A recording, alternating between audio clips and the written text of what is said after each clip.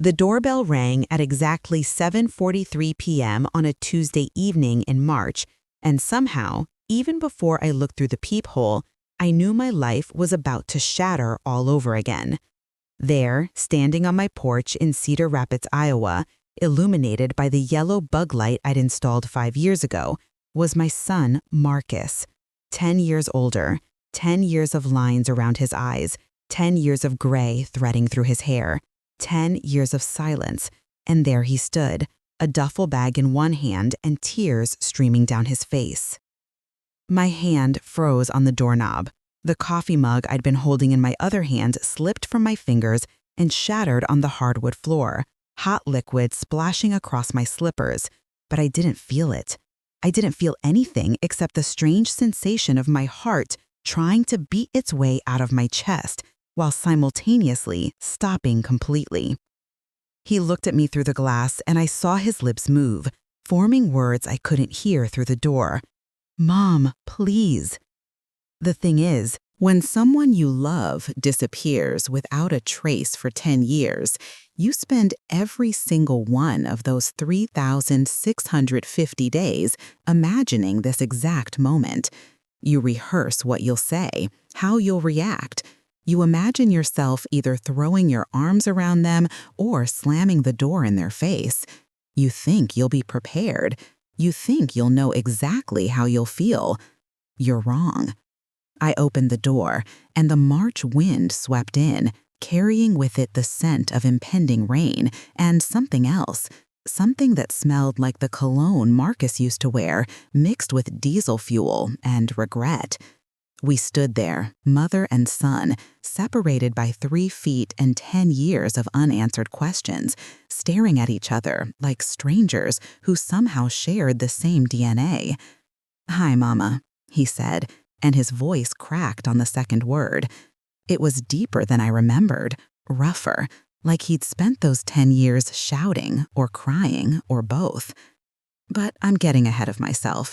You need to understand how we got here, to this moment, to this impossible reunion that would lead me to discover a truth so devastating and so beautiful that it would change everything I thought I knew about love, sacrifice, and what it means to be a mother. Let me take you back to before, back to when I was Vera Thompson, a 57-year-old widow working the early shift at Morrison's Diner on First Avenue, living my quiet life in my small ranch house on Maple Street, and my son Marcus was still my son Marcus before he became the ghost who haunted every empty room in my home. I was born Vera Mae Hutchinson in 1958, right here in Cedar Rapids, in the old Mercy Hospital that they tore down in 1993 to make room for a parking garage. My father, Robert Hutchinson, worked at the Quaker Oats plant for 37 years, coming home every evening smelling like grain and machinery oil, his hands permanently stained with the evidence of honest labor. My mother, Dorothy, took in sewing and mending, her fingers constantly moving. Even when we watched television in the evenings, always hemming something or fixing a zipper or letting out a waistband for one of the neighbors. We lived in a 2-bedroom house in the Wellington Heights neighborhood, the kind of place where everyone knew everyone else's business, but mostly minded their own anyway. I had one younger brother, Thomas, who died of leukemia when he was 12 and I was 15, and that loss shaped our family in ways we didn't talk about, but carried with us like heavy stones in our pockets. After Tommy died, the house got quieter. My father worked longer hours. My mother's sewing pile grew taller. And I learned that sometimes love means holding your grief so tight it becomes part of your bones. I met James Thompson in 1976 at a 4th of July picnic at Ellis Park. I was 18, fresh out of Washington High School, working as a cashier at the Randall's grocery store on 16th Avenue. He was 21, working construction. With arms like tree trunks and a smile that made my stomach do somersaults. We dated for 2 years, married in 1978 in a simple ceremony at First Presbyterian Church, and moved into a rental duplex on the east side of town. James was a good man. I need you to understand that. He worked hard, came home tired but never mean, and when Marcus was born in 1980, James cried holding him, this tiny 7-pound miracle with a full head of black hair and lungs that could wake the entire maternity ward. We were happy in the uncomplicated way young families can be when they don't know yet how quickly everything can change. We saved for 5 years and bought our house on Maple Street in 1985. It was a small 3-bedroom ranch with blue shutters and a maple tree in the front yard that turned brilliant red every October. James built Marcus a treehouse in the backyard, and I planted tomatoes and green beans in a small garden plot by the fence. We were living the American dream on a working-class budget, stretching every dollar, but we were content. Marcus was a bright kid, maybe too bright for his own good sometimes. He asked questions constantly, wanted to know how everything worked, why things were the way they were. He'd take apart the toaster to see the heating elements, disassemble his toys to understand the mechanisms, spend hours at the library reading books about science and history and geography. His teachers said he could be anything he wanted to be if he applied himself. But life has a way of redirecting even the best-laid plans. James died in 1995 when Marcus was 15 and I was 37. A construction accident, a scaffolding that failed an inspection it should never have passed, and suddenly I was a widow with a teenage son and a mortgage and medical bills that insurance didn't quite cover. James had been the steady one, the rock, and without him, I felt like our little family was a boat cut loose from its moorings, drifting in dark water. I picked up extra shifts at Morrison's Diner, where I'd started working part-time a few years earlier. I went from part-time to full-time to pulling doubles 3 or 4 times a week. Marcus got an after-school job at the grocery store, bagging groceries and stocking shelves, contributing what he could to the household expenses, even though I told him to save his money for college. The years after James died were hard, but we managed. Marcus and I became a team, the two of us against the world. He graduated from Washington High in 1998, got accepted to the University of Iowa, but decided to take a year off to work and save money. That year turned into 2, then 3. He worked at the John Deere plant, good union job with benefits, and kept saying he'd go to college eventually, but eventually kept getting pushed further away. By 2005, Marcus was 25, still working at the plant. Still living at home. He dated a few girls, but nothing serious. He'd talk sometimes about going back to school, maybe studying engineering or computer science, but the talk always stayed just talk. I worried about him, the way mothers do, worried that he'd settled, that he was holding himself back for some reason I couldn't quite identify.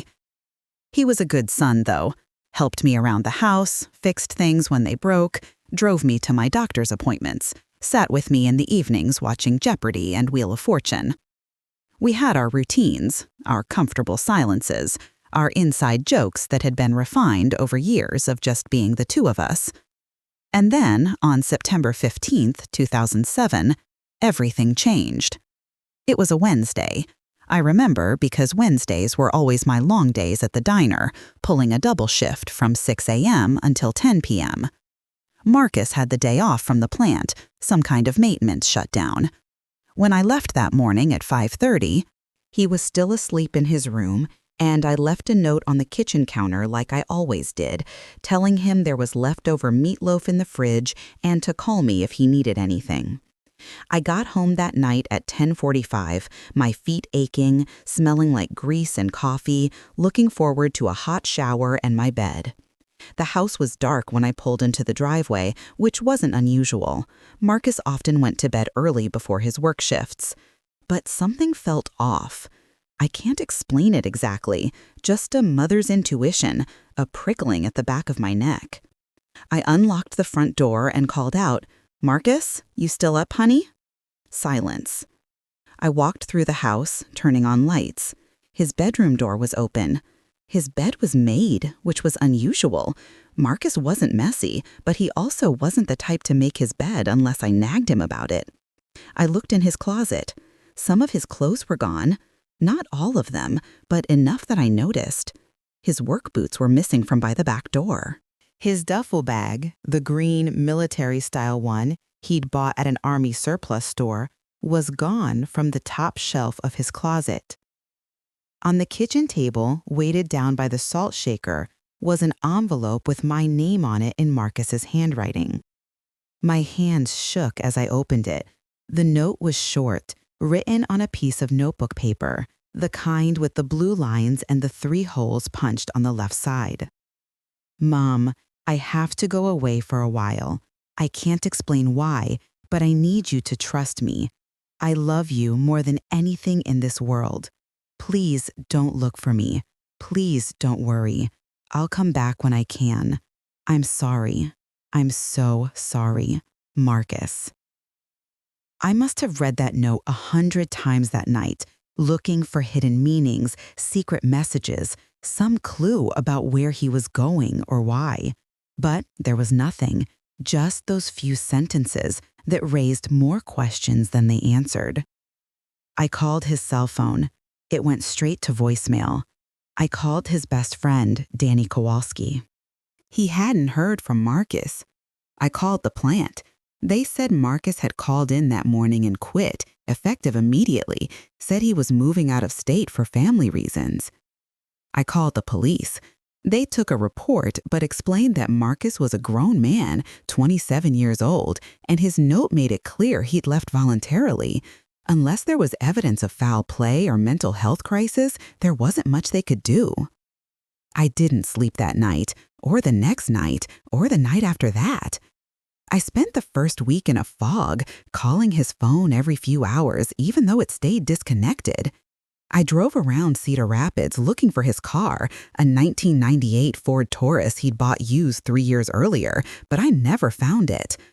I put up missing person flyers even though the police said he wasn't technically missing. I contacted hospitals, morgues, homeless shelters, nothing. Week 2, I hired a private investigator, a man named Richard Kowalski, Danny's uncle, who charged me $200 a day plus expenses. He found that Marcus had withdrawn all his money from his bank account on September 14th, the day before he left, about $8,000 in savings. He'd canceled his cell phone contract and paid the early termination fee. He'd returned his library books. He'd even prepaid his car insurance for 6 months. Everything about his departure suggested planning, intention, not crisis or impulse. After 3 weeks and $1,500, Richard sat me down in his office that smelled like stale coffee and cigarette smoke and told me gently that Marcus had covered his tracks too well. He'd left no digital footprint, no paper trail beyond those initial transactions. Either he'd had help or he was smarter than most people who tried to disappear. Mrs. Thompson, Richard said, his voice kind but firm, your son didn't want to be found. And when someone doesn't want to be found and they're smart about it, sometimes the best thing you can do is wait for them to come back on their own terms. But how do you wait for something that might never happen? How do you live with a wound that never scabs over, never begins to heal, just stays open and raw and bleeding? The first year was the worst. Every phone call made my heart jump. Every knock on the door filled me with hope and dread. Every dark-haired man I saw from behind made me think, just for a second, that maybe. I kept his room exactly as he'd left it. I couldn't bring myself to touch anything, as if preserving the space might somehow preserve him, keep him connected to home. I went to work, I came home. I ate when I remembered to eat. I slept in brief, restless intervals. My friends at the diner, Betty and Lorraine and Martha, they tried to help. They brought me casseroles I didn't eat. They invited me to their houses for holidays I didn't celebrate. They sat with me during my breaks and let me talk about Marcus, or not talk at all, whichever I needed that day. My pastor, Reverend Wilson from First Presbyterian, came by a few times. He talked about faith, about trusting in God's plan, about how we can't always understand why things happen the way they do. I nodded and thanked him for coming, but inside I was screaming. What kind of plan involved a son abandoning his mother without explanation? What kind of God would allow that kind of pain? I went through the stages of grief, even though Marcus wasn't dead. Denial first, that lasted months. He'd come back any day. This was all a misunderstanding. Then anger, white hot and consuming. How dare he do this to me, after everything we'd been through, after I'd sacrificed so much? Then bargaining. If he just came home, I'd never ask questions, I'd never bring it up, we could just go back to normal. Then depression, deep and dark and suffocating, where some days I couldn't get out of bed. Couldn't see the point. Acceptance never really came. How could it? You can't accept what you don't understand. Before you think I'm just some sad old woman dwelling in the past, let me pause here for a second to say something. If you're watching this video, if this story resonates with you in any way, I'd really appreciate it if you'd hit that like button. I know it seems like a small thing, but it helps this channel reach more people who might need to hear these real stories of struggle and survival. And if you have a moment, drop a comment telling me what you think you'd do in this situation. Would you keep waiting? Would you try to move on? Your support and engagement truly help keep these real stories alive and shared with others who need them. Thank you. The second year was different. Not easier, just different. The hope that he'd come walking through the door any minute started to fade, replaced by a dull, constant ache that settled into my chest and made a home there. I started seeing a therapist, Dr. Linda Chen, whose office was in a converted house on 3rd Avenue. She helped me understand that I needed to keep living, even while part of me was frozen in that moment on September 15, 2007. I started to let myself imagine possibilities, scenarios that might explain Marcus's disappearance. Maybe he'd gotten involved with the wrong people, owed money to someone dangerous, and left to protect me. Maybe he'd witnessed something he shouldn't have, knew something that made him a liability. Maybe he had a secret life I knew nothing about, a whole other identity I'd never suspected. Or maybe, and this was the possibility that hurt the most, maybe he just wanted to escape. Escape Cedar Rapids, escape his dead-end job, escape the weight of being the only family I had left. Maybe I'd been holding him back, and he'd finally found the courage to break free. By year 3, I'd learned to function again. I still worked at Morrison's, still lived in the house on Maple Street, still kept Marcus's room like a shrine, but I'd also started to build a new routine that didn't center entirely around his absence. I joined a support group for families of missing persons. I volunteered at the library on Saturday mornings. I adopted a cat, a gray tabby I named Pepper, who filled some of the silence in the house. Years 4 and 5 blurred together. I marked Marcus's birthday every August 12th by baking his favorite chocolate cake and eating a slice while looking through old photo albums. I marked the anniversary of his disappearance every September 15th by staying home from work and allowing myself to grieve openly, to cry, to rage, to feel everything I kept contained the other 364 days of the year. I got older. The lines around my eyes deepened.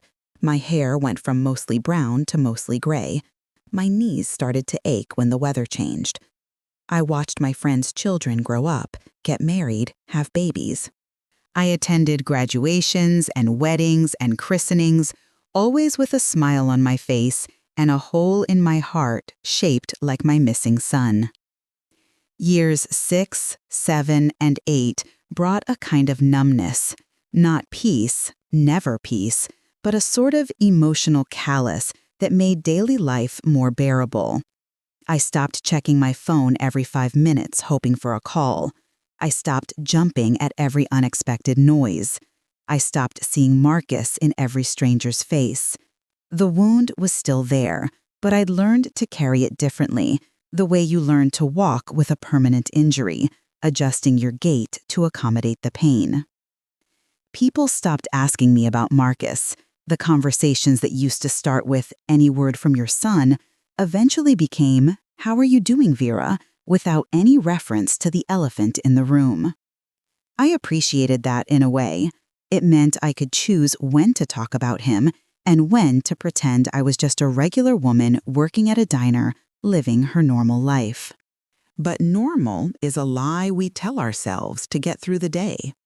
My normal included setting the table for two, even though I ate alone.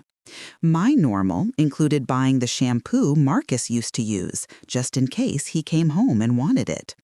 My normal included leaving the porch light on every night, a beacon in the darkness, a welcome that never got answered. Year 9 brought health scares. A mammogram that came back irregular and required a biopsy.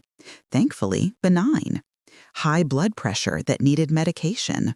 Arthritis in my hands that made the long shifts at the diner more painful. I was 56 years old and feeling every year of it, plus the extra weight of a decade of grief. I thought about Marcus every single day. Sometimes it was just a fleeting thought, a memory triggered by a song on the radio or the smell of his favorite foods. Other times it consumed me, especially late at night when I couldn't sleep, and I'd lie in bed reconstructing our last conversations. Looking for clues I'd missed, warning signs I'd ignored. Our last real conversation had been so ordinary. We'd been sitting at the kitchen table eating breakfast before I left for work. I'd made scrambled eggs and toast, and we talked about nothing important, the weather, his plans to maybe take a weekend trip up to Minnesota to go fishing with Danny, my need to get the oil changed in my car. Normal conversation between a mother and her adult son who'd shared the same space for so long that they didn't need profound exchanges to feel connected. Had he known then that he was leaving? Had he been planning it even as he sat across from me, smiling at some joke I'd made about the neighbor's constantly barking dog? Had saying goodbye been on his mind even as he'd kissed my cheek and told me to have a good day at work? The not knowing was the cruelest part. If he was dead, I could grieve properly, have closure, visit a grave. If he'd moved away and just cut contact, I could be angry, could process rejection. But this limbo, this state of permanent suspension between hope and despair, it was its own kind of torture. Year 10 arrived like all the others, with an anniversary I dreaded and a birthday I'd celebrate alone. By then, I was 57, working the early shift at Morrison's 6 days a week, coming home to Pepper and my quiet house and my unanswered questions. I'd stopped expecting Marcus to come back. Hope, I'd learned, is exhausting when it's never fulfilled.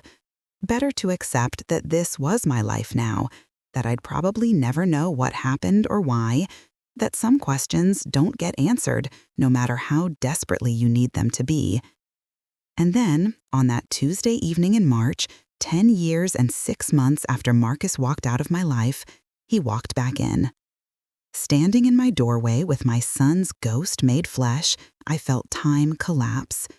The woman who'd opened that envelope 10 years ago and the woman standing here now were the same person. But also completely different. I'd aged decades in those 10 years.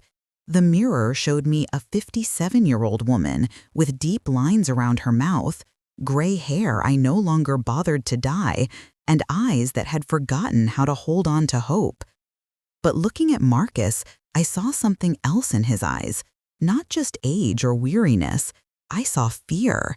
Deep, bone-settled fear mixed with something that looked almost like relief. "Can I come in?" he asked, his voice barely above a whisper. I stepped aside without speaking, and he walked past me, that duffel bag hanging from his shoulder like it weighed 1,000 pounds. He moved into the living room, and I watched him take in the space. Nothing had changed much. Same couch, same coffee table, same pictures on the walls. His eyes lingered on the mantel, where I still kept his high school graduation photo next to one of him and James from a fishing trip they'd taken the summer before James died. "You kept everything the same," he said. "What did you expect?" The words came out sharper than I intended, and I saw him flinch. He set the duffel bag down on the floor and turned to face me fully. In the lamplight, I could see him better now. He'd lost weight, maybe 20 pounds. There was a scar on his left cheek that hadn't been there before, a thin white line that ran from his cheekbone to his jaw. His hands, when he clasped them in front of him, were rough and calloused in new ways, and I noticed he was missing part of his right pinky finger, just the tip, like it had been cut off or crushed. "I know you have questions," he started. "Questions?" I laughed, and it sounded brittle even to my own ears. "Marcus, you disappeared for 10 years. 10 years! You left me a note that said, 'Don't look for me,' and vanished like smoke. Questions doesn't even begin to cover what I have." I know, Mama, and I'm—" "Don't," I held up my hand. "Don't say you're sorry. Not yet. Not until I know why. Not until you tell me where you've been, what you've been doing, why you left, why you're back. Not until you explain why you let me think you might be dead in a ditch somewhere, why you let me grieve you like you were gone forever." He nodded slowly, and I saw tears gathering in his eyes again. "Can we sit down?" We moved to the kitchen because that's where we'd always had our important conversations, at that old Formica table with the chrome edges that I'd bought secondhand in 1986. I put on a pot of coffee, my hands shaking as I measured the grounds, and Marcus sat in his old chair, the one closest to the window. When the coffee was ready, I poured 2 cups, set one in front of him, and sat across the table. The same place I'd sat 10 years ago reading his goodbye note. The same place we'd eaten thousands of meals together. The same place where, suddenly, everything felt different and familiar all at once. "Tell me," I said simply. He wrapped his hands around the coffee mug, and I noticed he wasn't drinking, just holding it like he needed something to anchor himself. "I need you to understand something first. Everything I did to protect you." "Protect me from what?" "From the truth about Dad's death." The room seemed to tilt sideways. I gripped the edge of the table. "What about your father's death?" Marcus took a deep breath, and I watched him steel himself like he was preparing to jump off a cliff. "It wasn't an accident, Mama. The scaffolding didn't fail an inspection. It was sabotaged." The word hung in the air between us like something toxic. Sabotaged. I'd lived for 22 years believing James died because of negligence, because someone at the construction company cut corners, because safety regulations weren't followed. But sabotaged meant intention. Sabotaged murder. "That's impossible," I whispered. "The investigation was incomplete. They didn't look deep enough because they had no reason to. It looked like an accident. So they treated it like an accident." Marcus finally raised his eyes to meet mine. "I discovered the truth by accident, Mama, 3 months before I left. I was cleaning out some boxes in the garage, stuff we'd stored and never gone through after Dad died, and I found a notebook hidden in one of his old toolboxes." He pulled out a small, weather-beaten spiral notebook from his jacket pocket and slid it across the table to me. I stared at it like it might bite me. The cover was stained and worn, but I recognized it immediately. James always kept a notebook in his truck, jotting down measurements, material lists, project notes. "Page 37, Marcus said quietly. My hands trembled as I opened the notebook. The first pages were exactly what I expected. Work notes, sketches, numbers. James's familiar handwriting, the way he made his 7s with a line through them, the way he never dotted his I's properly. I flipped through, and then I reached page 37. The writing was different here, more urgent, less organized. and the content made my blood run cold. They're threatening me, said if I don't keep quiet about what I saw, they'll hurt V and Marcus. Can't go to police, they have people there. Meeting with RK tomorrow to discuss options. If anything happens to me, look into Douglas Reeves and Consolidated Construction. They've been dumping toxic waste at the Turner site, paying off inspectors. I have photos. Hidden in... The entry cut off mid-sentence.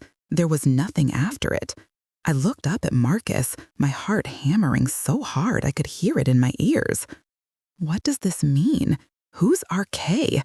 Who's Douglas Reeves? RK is Richard Kowalski, Danny's uncle, the PI you hired to look for me. He's the one Dad went to for help back in 1995. And Douglas Reeves was the owner of Consolidated Construction, the company Dad worked for. Marcus's voice was flat, emotionless, like he'd rehearsed these words so many times they'd lost all meaning.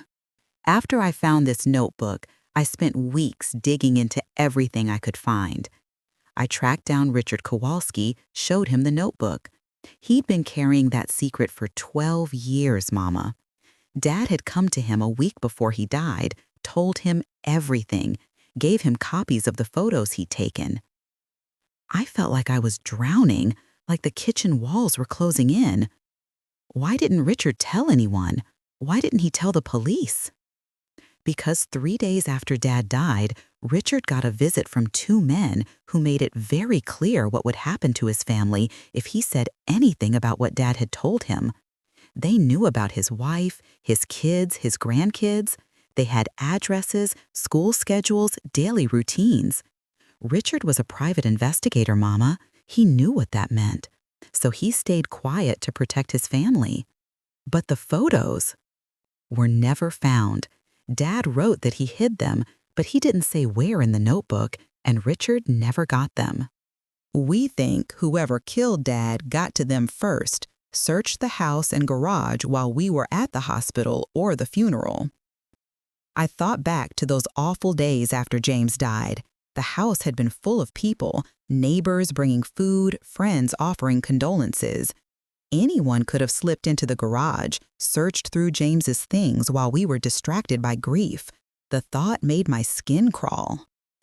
When I showed Richard the notebook, Marcus continued, he begged me to forget I'd ever seen it, said these people don't just threaten, they follow through.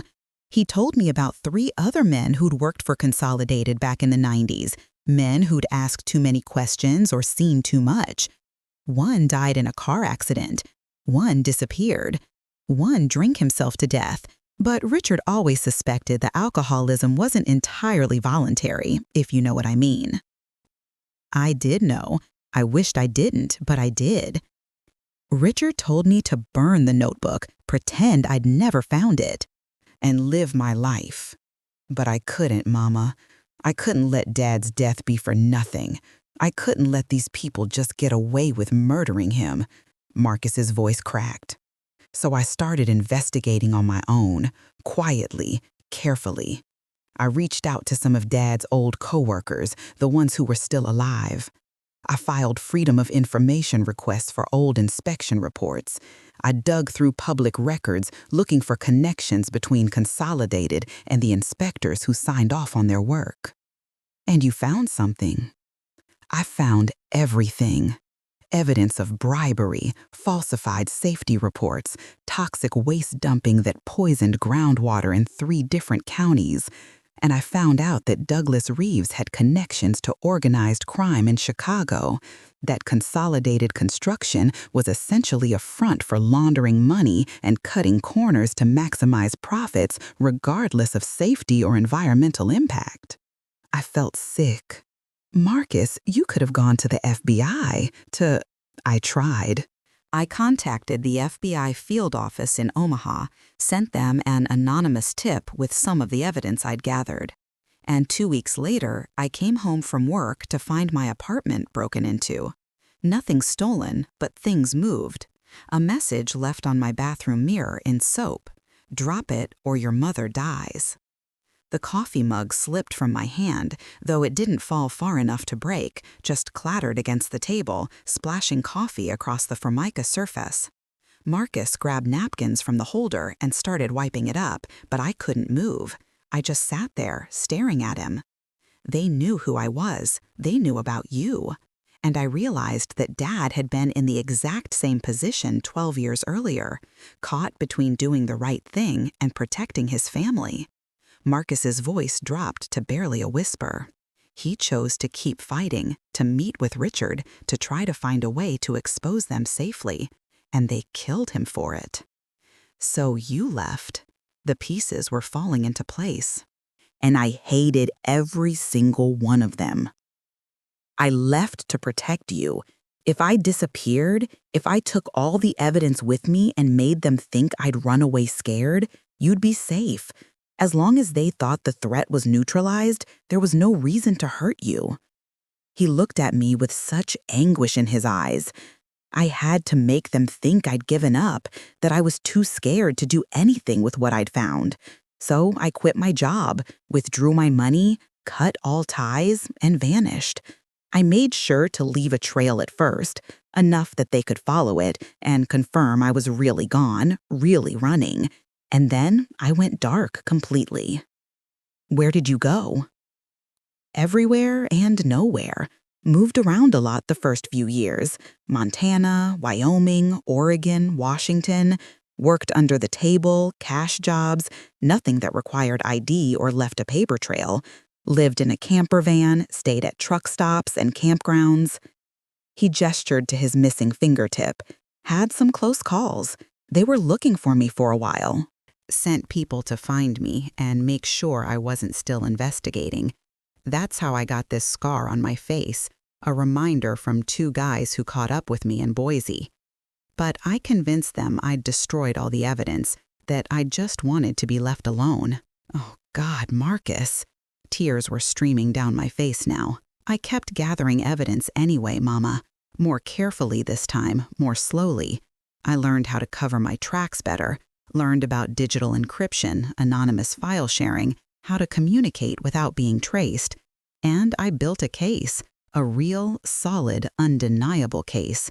It took me 7 years, but I did it. 7 years. 7 years of documenting everything, connecting every dot, gathering testimony from other victims, collecting proof that couldn't be denied or swept under the rug. And 3 years ago, I finally had enough. I turned everything over to a federal prosecutor in Chicago who specialized in organized crime and public corruption. Someone Richard Kowalski had vetted for me through back channels, someone we could trust. I grabbed his hand across the table, the one with the missing fingertip. And it took 3 years for them to build their case, to move carefully enough that the targets didn't run or destroy evidence. Grand juries, witness protection for some of the people who testified, wiretaps, surveillance.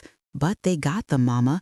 3 months ago, they arrested 17 people, including Douglas Reeves and 4 corrupt building inspectors. The indictments came down in December. Racketeering, bribery, manslaughter, environmental crimes. The trial starts next month, and the prosecutor says it's airtight. The kitchen was silent except for the drip of the coffee maker and my own ragged breathing. 10 years. My son had spent 10 years of his life hunting down his father's killers, living in hiding, sacrificing everything. For justice, for James, for me. Why didn't you tell me? I whispered. Why didn't you let me help? Because if you'd known, you would have been in danger. They were watching you, Mama. For years after I left, they had someone checking on you periodically. I had a friend, someone I trusted, keeping an eye on you from a distance to make sure you were safe. If you'd shown any sign of knowing the truth, any indication that you were involved in investigating Dad's death, they would have hurt you to get to me. Who was watching me? Remember Betty's nephew, the one who moved to Cedar Rapids about 6 months after I left, Tom Bradley? I did remember. Nice young man, worked as a mechanic, came into Morrison's every Tuesday and Thursday for breakfast, always asked how I was doing, always friendly but not intrusive. He'd moved away about 2 years ago, said he got a job offer in Colorado. Tom was my friend from the Army. We served together before I got out in 2003. He's the only person I stayed in contact with, the only one who knew the truth. He moved here to watch over you, make sure you were safe, report to me if anything seemed off. When the arrest happened and the danger passed, he moved on. I didn't know whether to laugh or scream. I'd been having breakfast made by a stranger twice a week for years, never knowing he was my absent son's guardian angel. And that's when something occurred to me that made my blood run cold all over again. I looked at Marcus, really looked at him, at the exhaustion in his face, the fear that still lingered in his eyes. If they arrested everyone 3 months ago, I said slowly, and the danger is over, why are you so scared? Why did you look terrified when I opened the door? Marcus's face went even paler. Because there's something else, something I found out 2 weeks ago that changes everything, and I didn't know if you'd forgive me for it. Before I could ask what he meant, before I could process that there was somehow more to this nightmare, he reached down to his duffel bag and pulled out a laptop. He opened it, logged in, and turned the screen toward me. "I need you to watch this video," he said, "and then I need you to let me explain." The video was a news report from a Chicago television station dated 2 weeks earlier. A blonde reporter stood outside a courthouse speaking into a microphone. In a stunning development in the consolidated construction case, prosecutors revealed today that they have evidence suggesting the 1995 death of construction worker James Thompson was not accidental, but was instead a targeted killing to silence a witness to environmental crimes. I watched, numb, as the reporter detailed everything Marcus had just told me: the toxic waste dumping, the bribery, the cover-up. And then she said something that made my heart stop. Perhaps most disturbing, investigators now believe that at least 3 other construction workers who died in apparent accidents between 1994 and 1998 may have also been murdered. Authorities are reopening those cases and reaching out to family members. The screen showed photos of 3 men. I didn't recognize the first 2, but the third one made me gasp out loud. It was Danny Kowalski. Not Danny, Marcus's best friend. Danny's father, Robert Kowalski, who had died in 1997 in what they'd called an electrical accident on a job site. I'd gone to his funeral with Marcus. I'd held Danny's mother, Sarah, while she sobbed. I'd brought casseroles and offered condolences, and never, not once, thought it might have been anything but a terrible tragedy. Danny's father was killed by the same people who killed Dad, Marcus said quietly. He worked for Consolidated too. He'd been one of the workers who knew about the dumping, who Dad talked to before he went to Richard. And 2 years after Dad died, when Robert started asking questions again about what happened, they killed him too. Does Danny know? He knows now. The FBI contacted him last month. That's how I found out the news had gone public. He called me. I whipped my head around to stare at Marcus. He called you? Danny knew where you were? Danny's the only other person besides Tom who knew the truth. I told him everything before I left, made him promise not to tell you, not to tell anyone. His father had been murdered by these people too, Mama. He wanted justice as much as I did.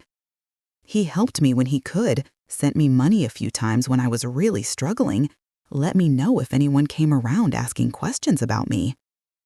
I felt betrayed all over again. Danny Kowalski, who'd hugged me at the grocery store and told me he missed Marcus too, who'd pretended to be just as confused and worried as I was, had known the whole time where my son was and why he'd left. I know you're angry, Marcus said. I know this is a lot. But Mama, I need you to keep watching." I turned back to the screen. The reporter was interviewing someone now, and when I saw who it was, I felt my world tilt on its axis for the third time in one night. It was Richard Kowalski, the private investigator I'd hired 10 years ago, looking older, grayer, but definitely him. "I've lived with the guilt of James Thompson's death for 22 years, he was saying, his voice heavy with emotion. I knew what they'd done, and I said nothing because I was afraid for my family.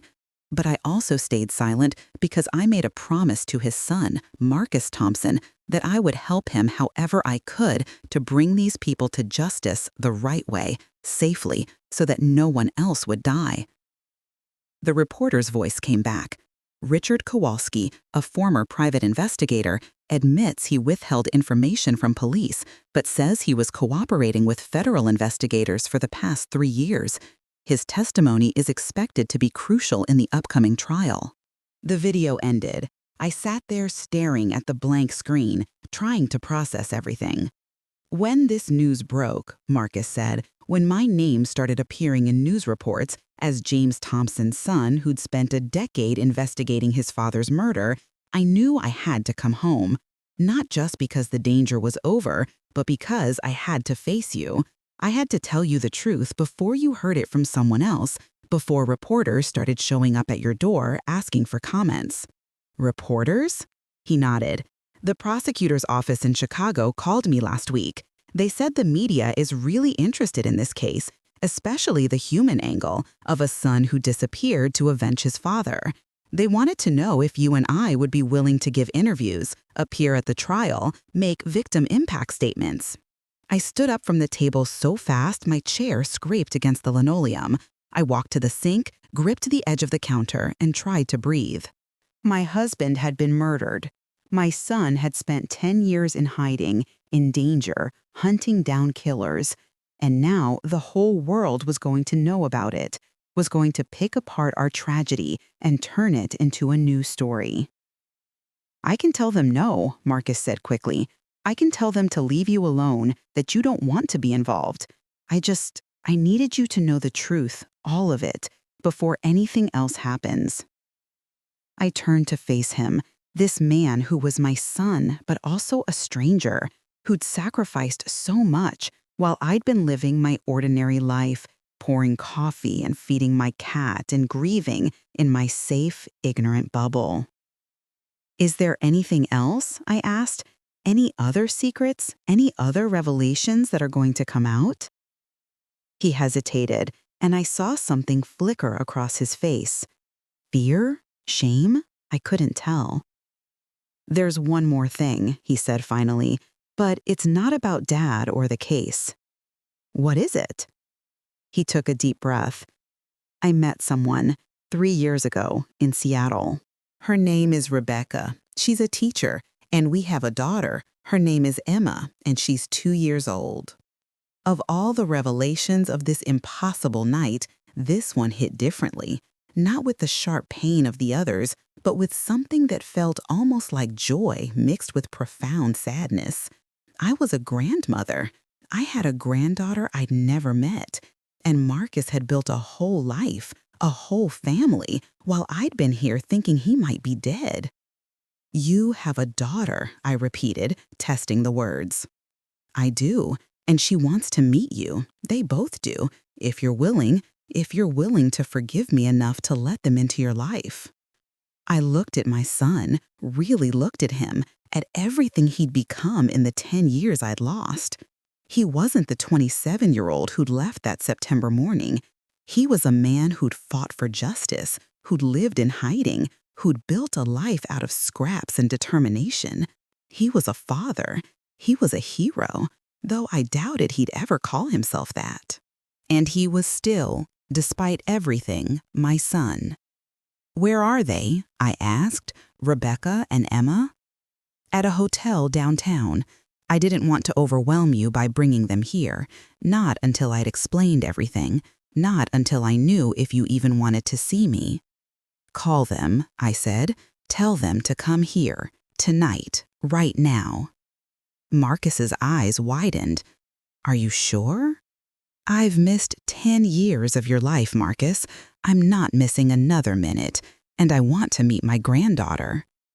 He pulled out a cell phone and made the call while I stood there trying to steady my breathing, trying to make sense of how my quiet Tuesday evening had transformed into this. 20 minutes later, I heard a car pull up outside, and then the doorbell rang again.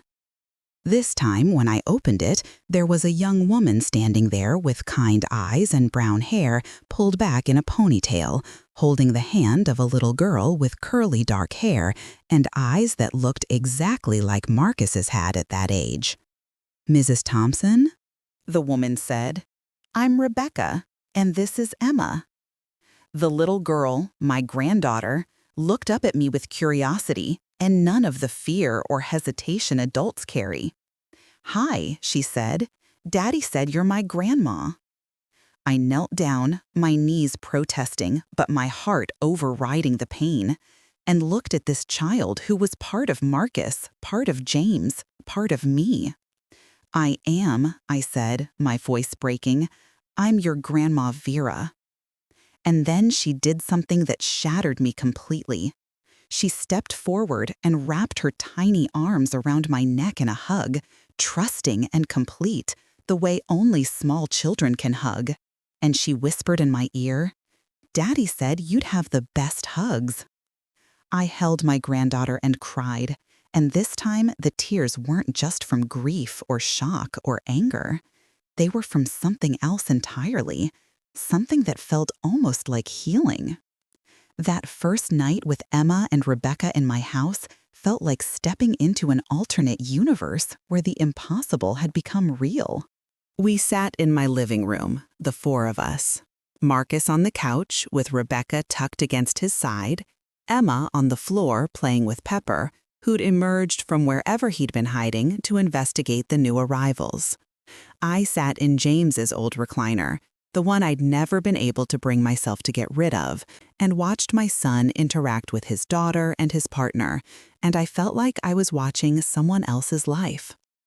Rebecca was 32, from Portland originally, teaching second grade at a school in Seattle. She'd met Marcus at a community center where he'd been volunteering, teaching kids basic carpentry skills. She told me this in a soft voice, glancing at Marcus occasionally like she needed his permission to share their story, but he just nodded encouragingly. "He told me everything on our third date," Rebecca said, "about his father, about why he was living under an assumed name, about the investigation." I thought he was either completely crazy or the bravest person I'd ever met. "Turns out it was both," Marcus said with a slight smile, and Rebecca laughed, a gentle sound that filled my living room in a way it hadn't been filled in years. Emma, who had the attention span of a typical 2-year-old, wandered over to me and climbed onto my lap without asking, settling in like she'd done it 1,000 times before. She smelled like baby shampoo and fruit snacks, and the weight of her small body against mine made something in my chest crack open wider. "Daddy showed me pictures of you," she said, looking up at me with those serious dark eyes. "You're older in real life." "Emma," Rebecca said, mortified, but I laughed, the first real laugh I'd had in longer than I could remember. "I am older, sweetheart. That's what happens when you wait 10 years to meet someone."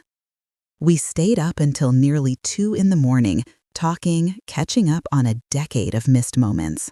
Marcus told me about the places he'd been, the jobs he'd worked, the close calls he'd had with the people looking for him. He showed me pictures on his phone of the camper van he'd lived in for years, of the spectacular views from Montana and Wyoming, of himself with a beard so long and scraggly I barely recognized him. Rebecca told me about their relationship, how patient she'd had to be as Marcus slowly learned to trust that she wasn't going to leave, that loving someone in hiding didn't mean she was in danger. She told me about finding out she was pregnant, about Marcus's terror and joy in equal measure, about how Emma's birth had given him a new reason to make sure the case against his father's killers succeeded. And I told them about my 10 years, the grief, the searching, the eventual resignation, the small life I'd built in the ruins of my shattered family. I told them about the support group, about Dr. Chen, about how I'd learned to function while carrying a wound that never healed. Rebecca cried as I talked, and Marcus held her hand tightly, his jaw clenched. When Emma finally fell asleep in my arms, Rebecca carried her to Marcus's old room, where I'd hastily made up the bed with fresh sheets and tucked her in. Watching Rebecca move around that room, the room I'd preserved like a museum, felt surreal. But it also felt right, like the space had been waiting all this time for life to return to it. After Rebecca went to bed in the guest room, Marcus and I sat at the kitchen table again, nursing cups of coffee neither of us needed, but both of us wanted for the ritual of it. I don't know how to forgive you yet, I told him honestly. I understand why you did it. I understand why you did it, but understanding and forgiving aren't the same thing. I know, he said quietly. I don't expect you to forgive me right away. Or maybe ever.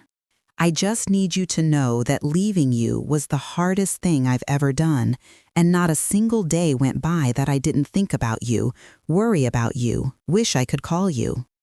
You could have sent a letter, something, anything to let me know you were alive. Any contact could have been traced, any communication could have put you in danger. I had to make them believe I had completely cut ties, that you meant nothing to me anymore. It was the only way to keep you safe. I wanted to argue with him, to tell him there must have been another way, but I wasn't sure there had been. When you're fighting people who murder to keep their secrets, maybe extreme measures are the only measures that work. What happens now? I asked. With the trial, with your life? The trial starts April 15th. The prosecutor wants me to testify, to explain how I discovered the truth about Dad's death, to walk the jury through the evidence I gathered. They think it'll be powerful, having the victim's son explain his 10-year quest for justice. Will you be safe? If you testify publicly, won't that make you a target again? Most of the organization has been dismantled. The people who gave the orders, who carried out the killings, they're all in custody awaiting trial. There are probably some lower-level people still out there, but the prosecutor doesn't think they'll risk further charges by coming after witnesses. Besides, I've learned how to protect myself. I'm not the naive 27-year-old who found that notebook anymore. We sat in silence for a while, and then Marcus said, I want to move back to Cedar Rapids. Rebecca and I have been talking about it. Her school year ends in June, and she can get a teaching job here. We want Emma to grow up knowing her grandmother, to have roots, to be part of a family, if you'll have us. The offer hung in the air, and I realized this was the moment where I had to decide. I could hold on to my anger and hurt, could tell Marcus that what he'd done was unforgivable, could close the door he'd reopened, or I could choose to let him back in, to build something new from the wreckage of what we'd lost. I thought about James, about what he would have wanted.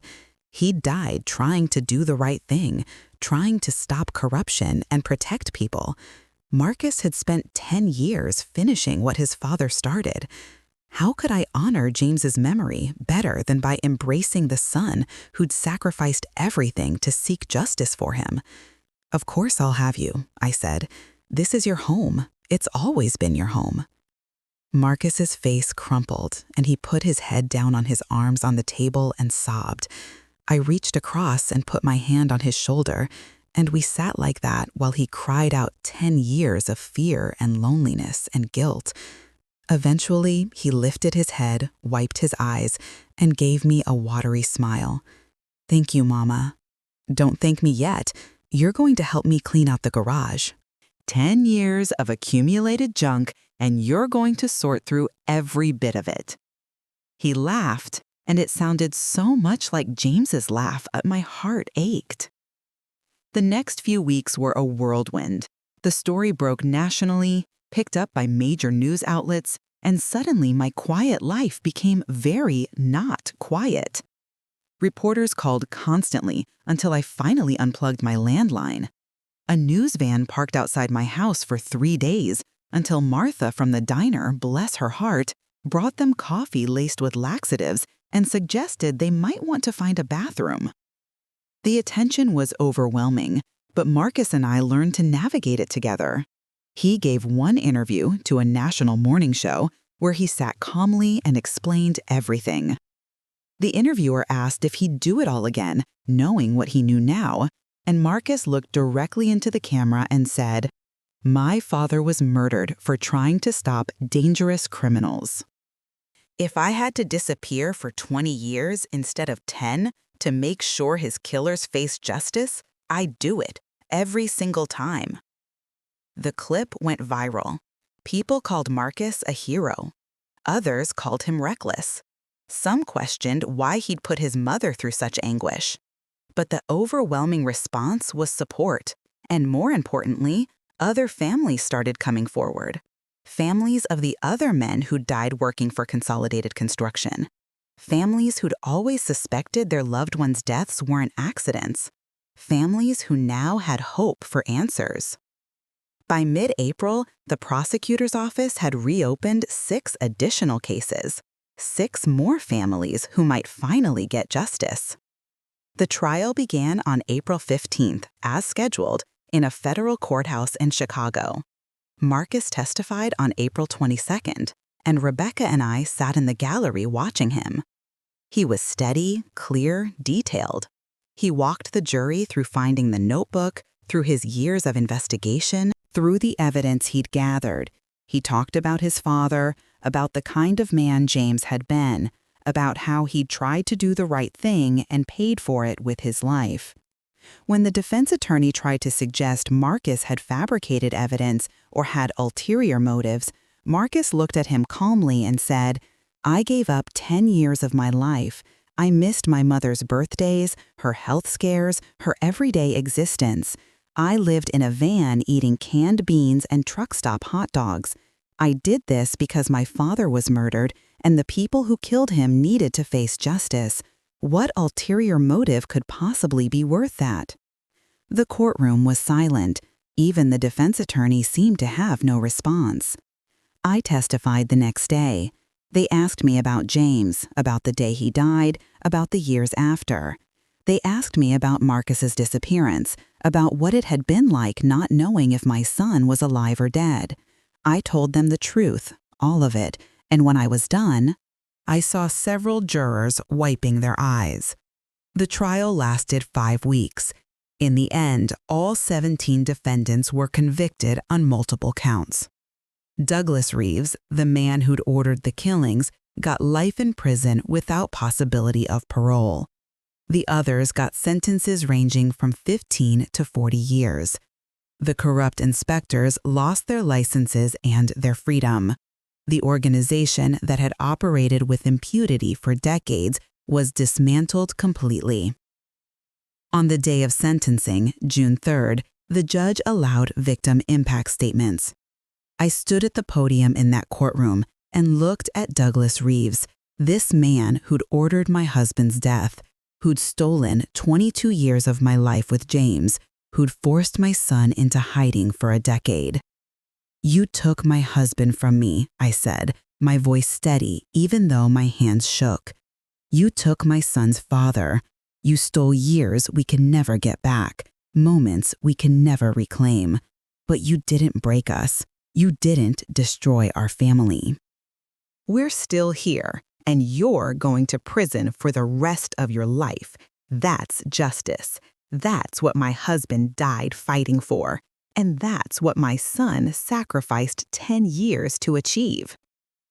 Reeves stared at me with cold eyes, showing no remorse. And in that moment, I understood something important.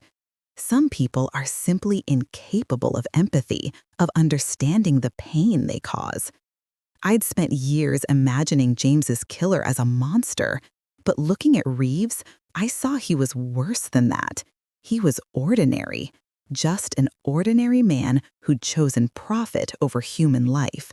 who'd ordered murders like he was ordering office supplies, who saw people as obstacles to be removed rather than lives with value. That ordinariness was somehow more chilling than any monster could have been. After the sentencing, Marcus and I stood on the courthouse steps with Rebecca and Emma. News cameras surrounded us, reporters shouting questions, but Marcus just held up one hand and said, "My father, James Thompson, was a good man who tried to do the right thing. He paid for it with his life, but his sacrifice wasn't in vain. Justice has been served. That's all I have to say." We walked away together, a family reunited, and behind us, we left the past where it belonged. Marcus and Rebecca found a house 3 blocks from mine, a small 2-story with a fenced yard perfect for Emma and the dog they adopted 2 weeks after moving in, a golden retriever puppy Emma named Sunshine. They officially got married in a quiet ceremony at First Presbyterian Church in July, with just close friends and family present. I stood beside Marcus as his best man because Rebecca said she had sisters for bridesmaids and Marcus needed his mother by his side. I walked him down the aisle, this son I'd lost and found again, and when the pastor asked who gives this man to be married, I said, "I do," with my whole heart. My voice only broke a little. Rebecca got a teaching position at Garfield Elementary starting in August. Marcus found work at a local construction company, and the irony wasn't lost on anyone that he'd followed his father into the same trade, but this time with an owner who valued safety and integrity above profit. He also started speaking at community events about workplace safety, about the importance of speaking up when you see wrongdoing, about how silence in the face of injustice makes you complicit. My life changed in ways both big and small. Emma started spending every Wednesday afternoon at my house, my day off from the diner, and we'd bake cookies or read books or work in the garden I'd expanded to include a section just for her, where she grew tomatoes and sunflowers. She called me Nana, and hearing that word in her sweet voice healed something in me I didn't even know was still broken.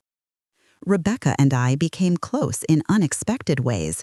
She'd never known her own mother, who died when Rebecca was young. And she told me one evening over coffee that having me in her life felt like gaining the mother she'd always wished for.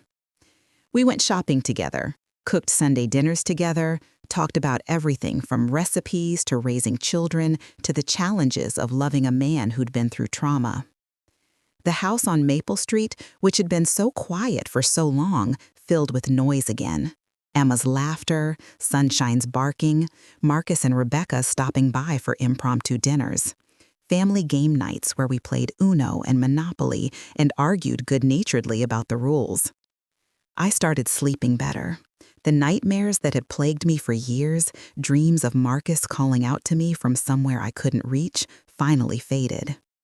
Dr. Chin, my therapist, said I'd been living in a state of prolonged grief and trauma, and that resolution, even complicated resolution, allowed the healing process to finally begin properly. Not everything was easy. Marcus still had nightmares sometimes, waking up in a panic thinking someone was coming for him. He struggled with hypervigilance, always aware of his surroundings, always checking over his shoulder. Rebecca told me there were nights he couldn't sleep, nights he'd get up at 3 a.m. and pace the house, checking locks, making sure everyone was safe. And there were moments when the weight of what he'd done, what he'd sacrificed, what he'd put me through would hit him, and he'd shut down completely. He'd sit in silence, unreachable, lost in his own head. I learned to recognize those moments, learned when to push and when to give him space, learned that healing isn't linear and forgiveness isn't a switch you flip, but a process you work through daily. I had my own struggles too. Sometimes I'd see Marcus laughing with Emma and I'd be ambushed by rage, sudden and sharp, thinking about all the moments like this I'd missed. His 20s gone. His wedding, which had happened years before I knew about it. Emma's birth. Her first steps. Her first words. I'd never get those back, and there were days when that loss felt insurmountable. But then Emma would run to me with a drawing she'd made, or Marcus would call just to say he loved me, or Rebecca would squeeze my hand and thank me for being there.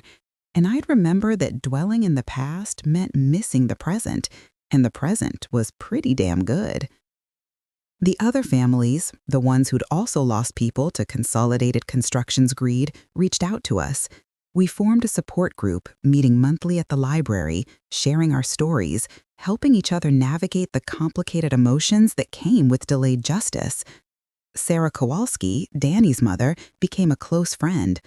We'd have coffee every Tuesday morning before my shift at the diner, and we'd talk about our husbands, about what might have been, about learning to live with the knowledge that their deaths were preventable, were murders, were so senseless.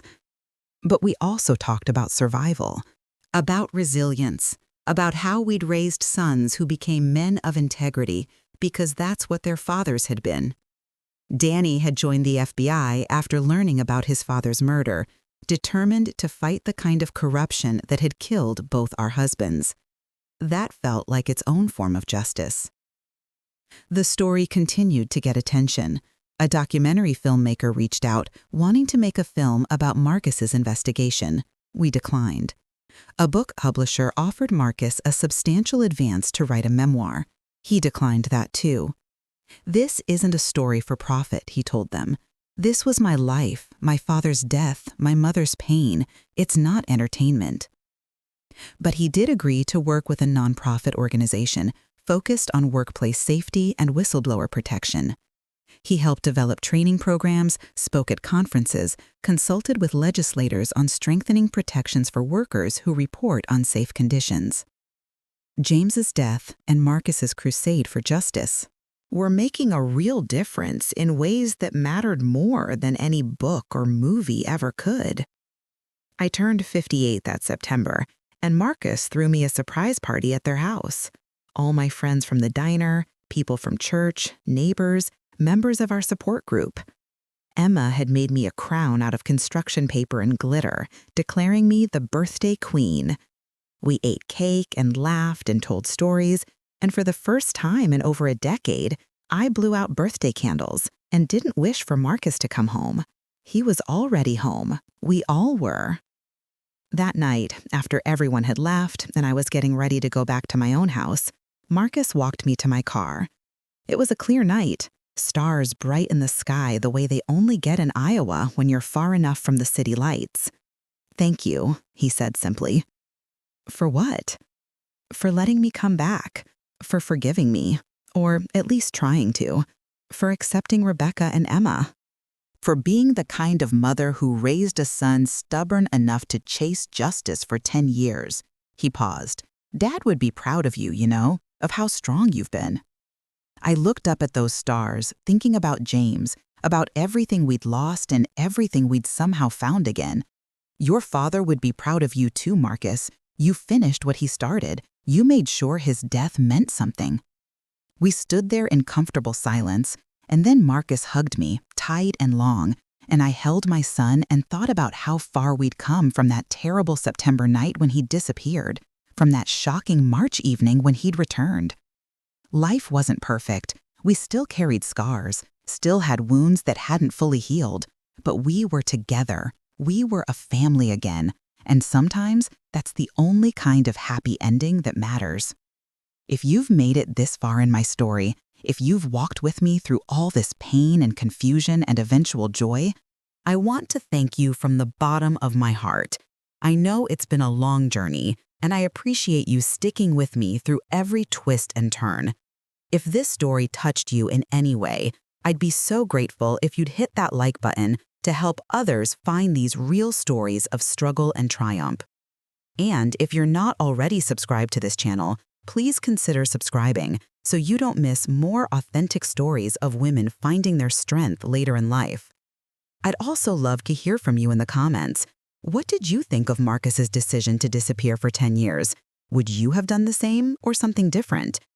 And if you feel comfortable sharing, let me know what country or state you're watching from. Building this community of real people sharing real experiences means everything. Thank you for being part of this journey with me. Sitting here now, 3 years after Marcus came back into my life, I've learned some things I want to share with anyone who might be going through their own impossible situation. First, I learned that sometimes the people we love make choices we don't understand, choices that hurt us deeply, but that doesn't mean those choices were wrong. Marcus did what he thought he had to do to protect me, to seek justice for his father. Was it the right choice? I honestly don't know. But it was his choice to make, and he made it with pure intentions, and that has to count for something. Second, I learned that grief doesn't have a timeline or a proper process.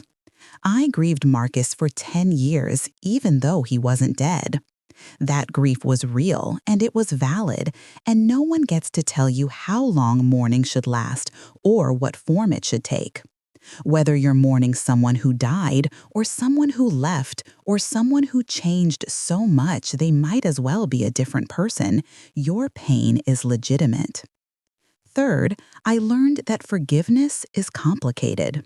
It's not a destination you reach, but a path you walk, sometimes forward, sometimes backward, sometimes just standing still, trying to figure out which direction to go. I'm still forgiving Marcus, even 3 years later. Some days I wake up and I'm angry all over again about what I missed. Other days, I'm just grateful he's alive. Both of those feelings can exist simultaneously, and that's okay. Fourth, I learned that it's never too late for family. I met my granddaughter when she was 2 years old. I missed her birth, her infancy, her first everything. But you know what? I'm here for her now. I'm here for her 3rd birthday and her 4th and hopefully many, many more. I'm here for school plays and skinned knees and bedtime stories. The moments I missed are gone, but the moments ahead are mine to claim. Fifth, and maybe most importantly, I learned that justice matters. James died trying to expose corruption and protect people. Marcus spent 10 years of his life finishing that mission. And in the end, 17 criminals went to prison. Unsafe practices were exposed, and real change happened. That matters. The price was high, devastatingly high, but the outcome was worth it. Good people standing up to evil, even when it costs them everything, that's how the world changes. I still work at Morrison's Diner. I still live in my house on Maple Street. I still have my routines and my quiet moments and my ordinary life. But ordinary looks different now. It's enriched by family dinners and Emma's visits and the knowledge that I survived something that could have destroyed me and came out the other side still capable of love and joy. If you're going through something impossible right now, if you're carrying grief or anger or confusion that feels too heavy to bear, I want you to know something. You're stronger than you think. You can survive things you never thought you could survive. You can rebuild from ruins. You can find joy again, even after unimaginable pain. And it's never too late. It's never too late to seek justice. It's never too late to reconcile with someone you've lost. It's never too late to forgive or to ask for forgiveness. It's never too late to start over, to build something new, to choose hope over despair. I'm 60 years old now. I've buried a husband, lost a son, found him again, gained a daughter-in-law and a granddaughter, and a purpose I never expected to have. I've testified in federal court.